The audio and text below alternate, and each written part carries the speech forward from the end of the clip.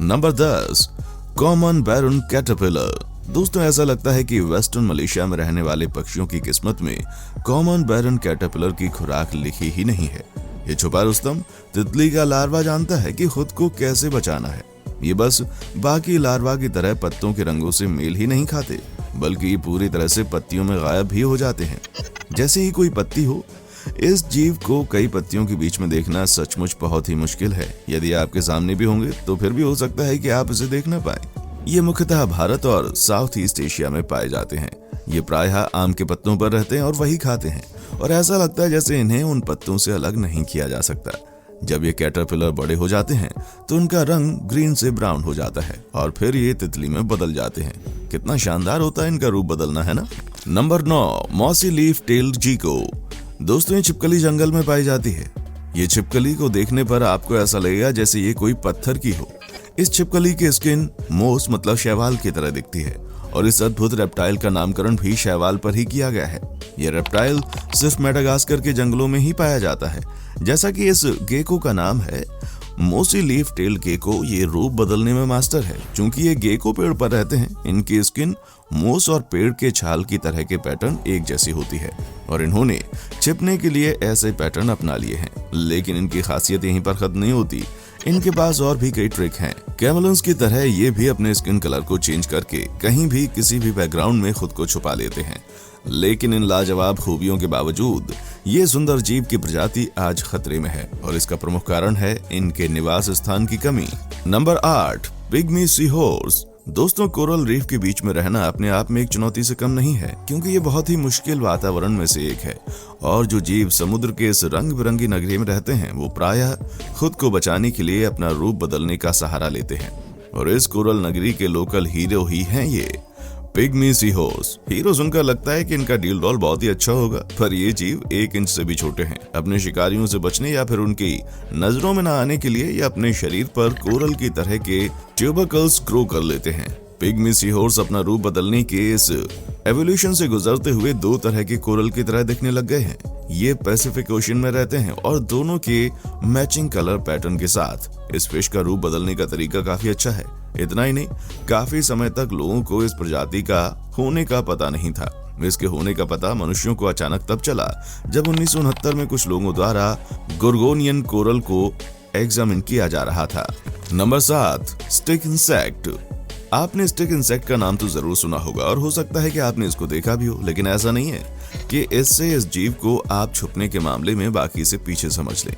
इन जीव के साथ सबसे कमाल की बात यह है कि ये हमारे आंखों के सामने भी होते हैं, पर फिर भी छुपे होते हैं। जैसे कि इनका इनकॉग्निटो मोड हमेशा ऑन होता है।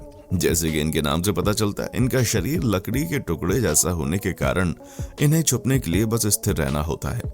दुनिया में स्टिक इंसेक्ट की बहुत सारी प्रजातियां हैं। ये प्रायः हरे या भूरे रंगों में पाए जाते हैं, जो कि पेड़ की टहनियों का रंग होता है, और जब इन्हें खतरे का आभास होता है, ये अपनी जगह पर जम जाते हैं।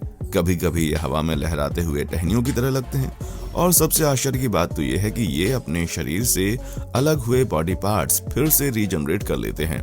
स्टिक इंसेक्ट अपने जीवन के शुरू होने के साथ ही रूप बदलने लगते हैं। इनके अंडे जमीन पर बिखरे हुए बीज की तरह लगते हैं। Number 6, Arctic fox. दोस्तों आर्कटिक फॉक्स भी इस लिस्ट का एक बहुत ही महत्वपूर्ण जानवर है, जो कि खुद को परफेक्टली छुपा सकता है। ये फ्लफी क्यूट से जीव के पास सफेद बर्फ की तरह चमकता हुआ फर होता है, जो कि टुंड्रा रीजन में छिपने के लिए एकदम परफेक्ट है। एक तो ये अपने सफेद फर के कारण टुंड्रा रीजन के बर्फ के नीचे पूरी तरह छुप जाता है, और 136 फ़ारेनहाइट में भी आराम से रहता है। बल्कि जब गर्मी का मौसम आता है तो उसके पास एकदम नया फर आ जाता है। गर्मी में आर्कटिक फॉक्स के फर का रंग ग्रे या हल्का ब्राउन होता है, और पेट पर इसी रंग का हल्का शेड भी होता है, जो कि इस जीव को पत्थरों में इसे छिपने में मदद करता है। इस जीव के शिकार करने का तरीका बहुत ही रोचक है। जब मौसम सर्दी का होता है और खाने की कमी हो जाती है, तब ये जीव आर्कटिक के सबसे बड़े शिकारी यानी कि पोलर बियर के पैरों के निशान का पीछा करता है और उनके बचे हुए खाने को खाता है, और इसके बर्फ जैसे सफेद फर इसके छिपे रहने में मदद करते हैं। Number 5, tawny frogmouth. दोस्तों इस चिड़ियाघर को देखकर आप ये समझ ही गए होंगे कि इसे टाउनी फ्रॉगमाउथ क्यों कहा जाता है। ये चिड़िया अपने बड़े से खुले हुए चोंच और बड़े बड़े पीली आंखों की वजह से फेमस है। आप इनको देखकर कह सकते हैं कि ये किसी कार्टून कैरेक्टर की तरह दिखते हैं।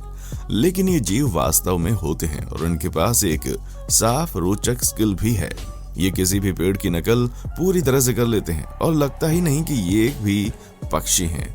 इन्हें जब भी किसी खतरे का आभास होता है तो ये अपनी आंखों को बंद करके सर को पीछे करके बिल्कुल पेड़ के एक तने की तरह खुद को बना लेते हैं। उसके बाद इनको पहचान पाना लगभग असंभव होता है।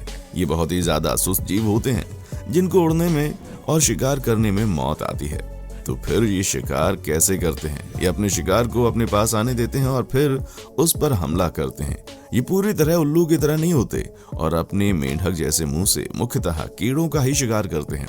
ये कभी कभी अजीब सी आवाज निकालते हैं जिससे कि ऑस्ट्रेलिया और तस्मानिया में, जो कि इनका निवास स्थान है, वहां की शांत सी रात में सुना जा सकता है। Number 4, cuttle fish. दोस्तों, जब बात रूप बदलने की हो और कटल फिश का नाम ना आए, ये तो हो ही नहीं सकता।